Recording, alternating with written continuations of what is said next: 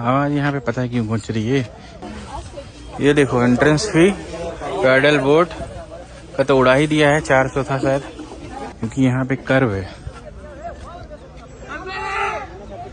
सब यहाँ चिल्ला चिल्ला के मजा ले रहे हैं जिंदगी का।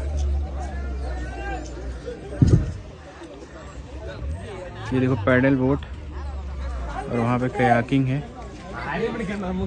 शिकारा टाइप, और शिकारा टाइप भी अवेलेबल है। क्यों कर रही है आवाज पता है? क्योंकि यहाँ पे देखो कर्व है, ठीक है, तो कर्व की वजह से ही ये होता है। बॉयज जाके टकरा के रिटर्न आ रही है।